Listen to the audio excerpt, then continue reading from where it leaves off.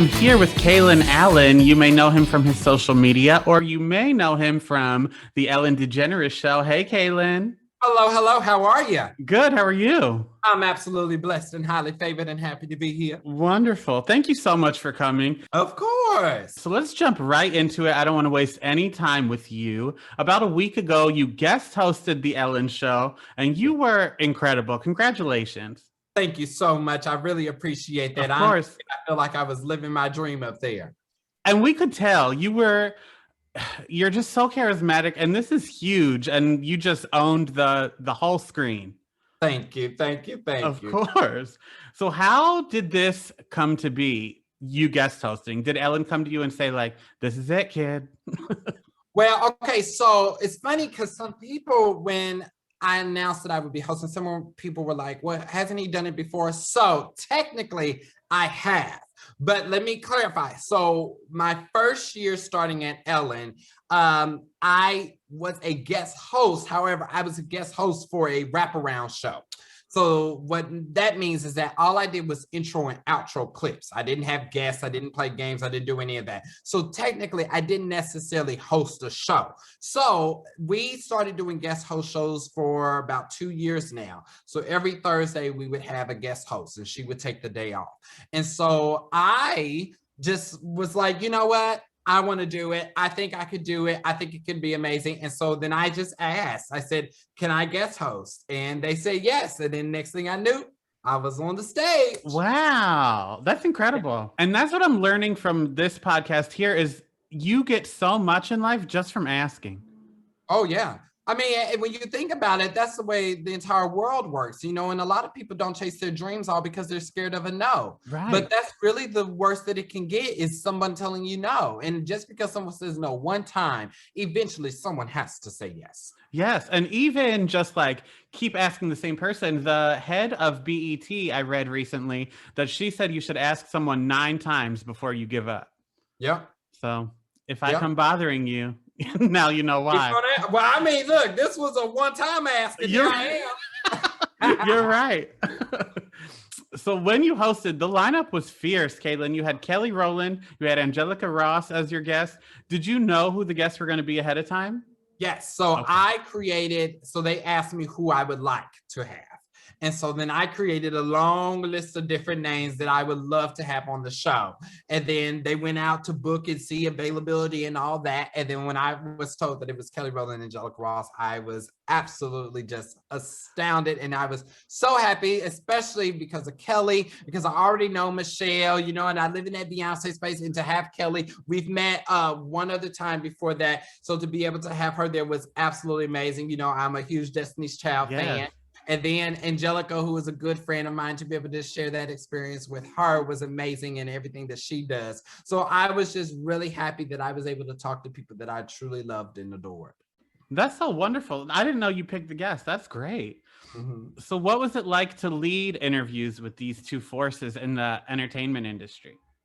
Oh, I loved it because even when I was working with the producers on figuring out what we wanted to talk about, I was very much like, well, we have to talk about the things that the people want to know, you know, like, and that's the stuff that's going to make this topical. That's what's going to make people feel entertained. It has to feel fun. It has to feel light. It has to keep people engaged. And so it was amazing for me to be able to talk to these people about things that they usually don't talk about or haven't talked about in a while, or even, you know, bringing up things from the past, specifically when we talked to Kelly Rowland about that interview in Amsterdam, you know, and being able to have those moments of getting the questions that you always wanted to know was absolutely amazing, while also being able to promote their own stuff. You know, we're talking about Kelly's new EP, K, and then also being able to talk about Angelica Ross on American Horror Story and the new seasons coming up. So that was absolutely amazing. Yeah, I think it really adds something to the show having you be a fan. Yes, it does. Yeah, it does. It changes the dynamic because you're more invested. You know, and I think for me, you know, I think what was different and why the energy was so different for me within the show was because I had a hunger for it. There was a desire, like I wanted it. I wanted to be a talk show host. And because I had that, I was willing and ready to put in the extra work, you know? Right. And being a fan, you know what questions to ask too. You knew about the Amsterdam interview. So I'm going to get controversial for a second. You played some Destiny's Child trivia with Kelly when she was there. And I think you cheated a little bit, Kalen. How did I cheat? Why do you think I cheated? The question was, what is the first sung line in Bootylicious? And Kelly said, barely moved, we've arrived. And then you said, Kelly, can you handle this? Is that line sung? Okay. Technically, yes. I said he played her. Listen, first of all, a lot of them questions in that trivia was all misconstrued, okay? Because that last question about the sweatshirts, like, I was like, that's not a Destiny's Child question. And so I was focused on Destiny's Child. I was like, that's not what they wore the first night. So you know what? You're right. Kelly should have gotten that point, but it doesn't matter because I would have still won. You're right. You're right. So let's take it back to your YouTube show before you were on Ellen, when you reviewed cooking videos. What made you begin this channel, and how did this become your like niche? Oh, but that was all by accident. That was not a plan to do. That was not at all. Really? Yeah. So, and it was only 2 months until I started at Ellen after the first video. So the first video was made in November of 2017, and I just did it for fun. Like, there was just a feeling in me that said, Kalen, you should make a video to this. And then I made the video. I posted it. That first one went viral. I was like, oh, I guess I should make some more of these. Made some more. Those all went viral. And then from there, and then I got the call from Ellen in December of 2017, and then my episode aired January 2nd, 2018, and then I was moving to LA January 13th. Wow. So it all happened that very quickly. But yeah, no, that was an accident, you know? And even when it comes to YouTube, the only reason why the videos were put on YouTube was because I needed a library to house the videos in one place. It wasn't that I was like trying to start a YouTube channel or wanted to be a YouTuber at all. It was just like, oh, okay, great. You guys like this. I'm gonna do this. I didn't know that I was going to build a career out of it. Wow, that's fascinating. So I told my listeners you were going to be on the podcast, and I let them submit some questions. And the question I got most was, what is the most memorable or oddest recipe that you came across? I mean, there's been a lot. But I think for me, my favorite video, which tends to always be everyone else's favorite video, is the potato salad cake. And the reason why I say that is that the reaction to it is so different than the other reactions. Like, the reaction to the potato salad cake is, there was so much going on in that video that I'm just like, I can never get the words out because everything just keeps happening, and I'm just completely flabbergasted, you know? So that is one of my favorites, and I would have to say the oddest. Yeah, I would say so too. So how did your jump from your videos to Ellen go? I know she and her team discovered your videos fairly quickly, but what was it like to start that journey? So it was, it's so funny because just the other day I was like, one of these days I need to talk about how imposter syndrome almost ruined my career. It was hard. It was really, really hard. For me, so one thing that's important to know is that I went to Temple University. And so I have 2 degrees. I have a degree in theater and a degree in film. And my concentration was in acting. And the week that I moved to Los Angeles, I was actually going to be going to Juilliard for grad school. I had an audition at Juilliard. And for me, the food videos, and especially because they were by accident, I struggled once I moved to LA because I felt like the food videos were silly.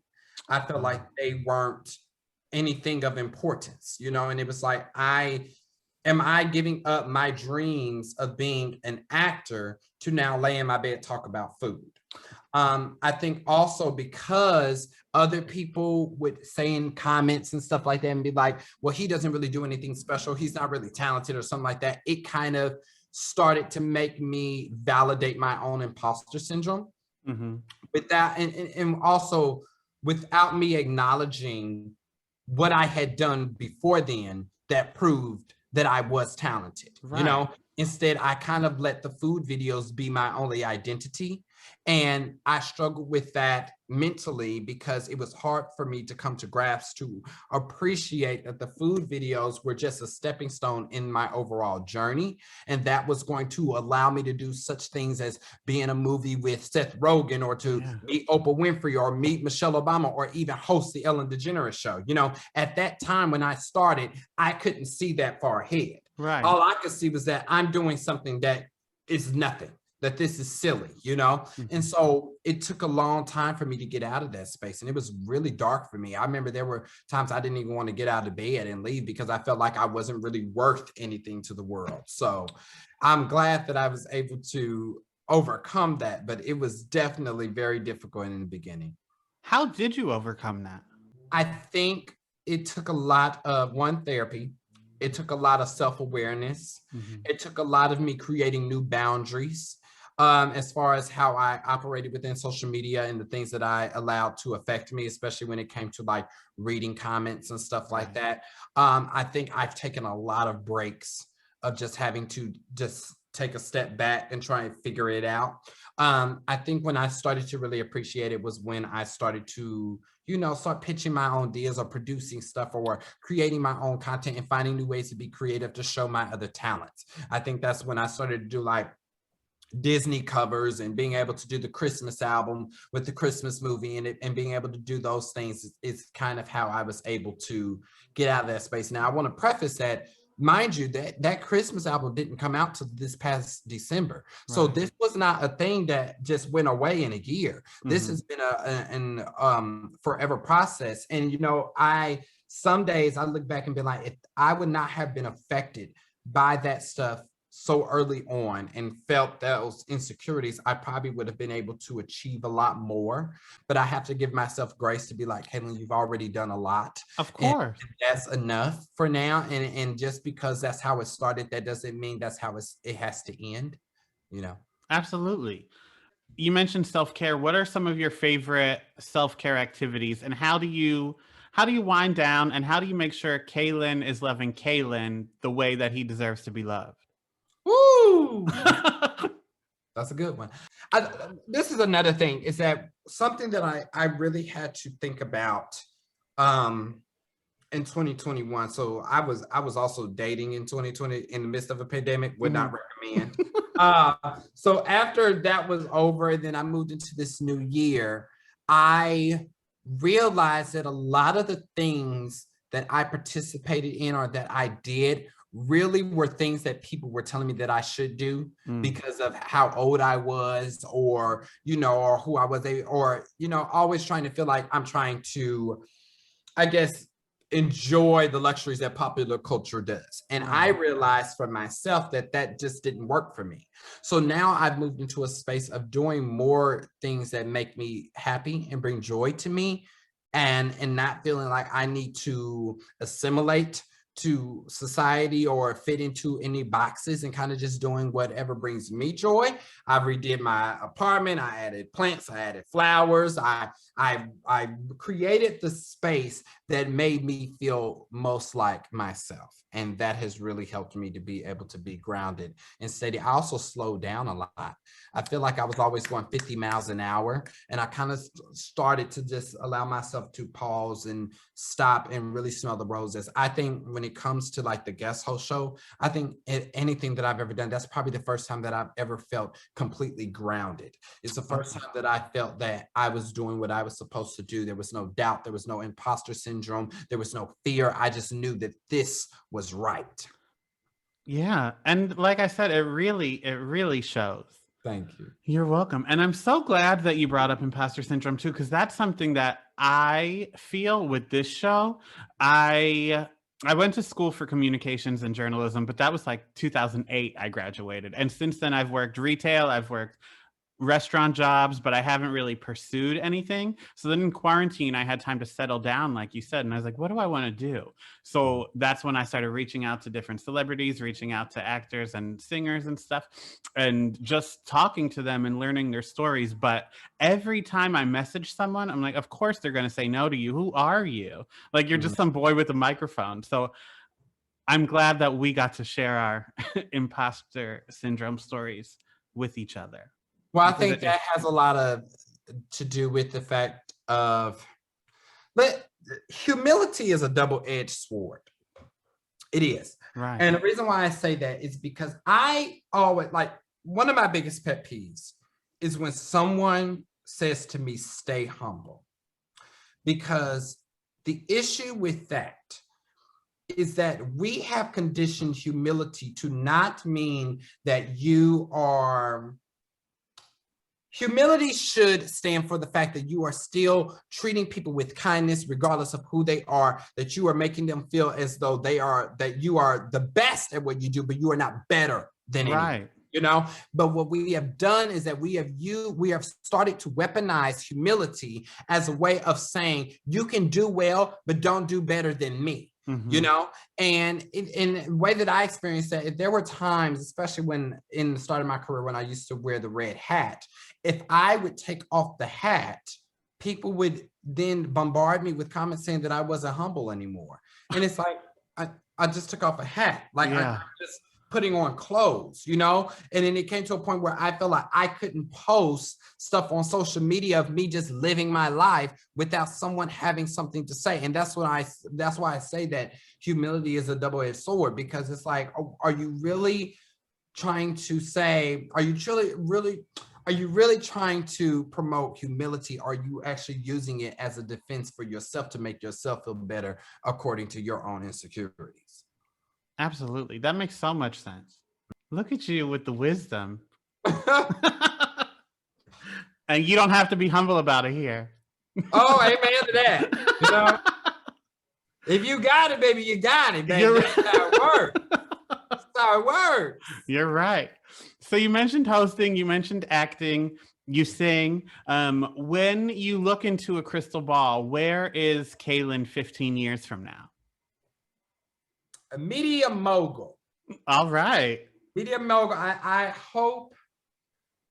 think I aspire to have a career that is as long and influential as people as Ellen, as Oprah, as Beyonce, and especially when it comes to the queer community. I hope to be that beacon of light. I hope to be that person that is able to break the glass ceiling and to open up the space for us to be able to be who we are in the entirety of the spectrum. Yeah. You know, I think there is often a lot of representation for us, but I always feel like that representation sometimes only comes in one form, you know, and that's not the reality of who we are. So I hope to be able to create a space that is able to showcase who we are, regardless of our identity, but as human beings along the entire spectrum. Absolutely. You are already making these steps and you are already doing it. So now all it needs is the time behind it. Oh, because you absolutely. really Thank are. you so much. Thank you. We're Of trying. course. We're doing the best we can with what we got. It really shows. So now on the opposite side of that coin, if you told 10-year-old Kalen where you are right now, would he believe you? And then what else would you say to him? He would believe me. Good. He would. I think for me, and I think even if you ask my friends this, I always knew I could be who I am. I always knew that I could get to this point. Right. How or when, that I did not know. And I think if Kalen, baby Kalen, or 10-year-old Kalen could see me today, I think he would say, I knew it. That gave me the chills. That's what I think that is what he would say. I just remember being a kid and just seeing TV, or it's funny that I've always had a belief that I am divinely guided.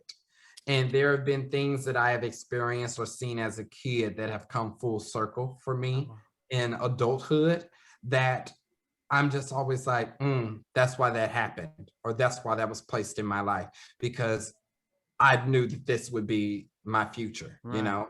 And so I am very grateful for that. And I think I feel very blessed to be able to have that realization, and I think Yeah. that's also probably a big attribute to why I am able to be so grounded, is because who I am today is not beyond who I believed I could be. Absolutely. And that's wonderful. So that is our time together, Kalen. But before I let you go, this is a pop culture podcast. So I need to know, what is your favorite pop culture moment of your lifetime? Beyonce at the VMAs announcing that she was pregnant. That gave me the chills too. Look at me. That moment, okay, when she stepped out onto that red carpet in that red dress and she was pregnant, we were all gagged. And then she performed Love on Top, dropped the mic, opened up the jacket. And rubbed that belly. Okay, none of us were prepared. No, we sure were not. None of us. Oh, that is a good one. I had so much fun with you today, Kalen. You're truly wonderful, and you are welcome back anytime you want to come play with me. Thank you. Of course. Wonderful. See you later. See you.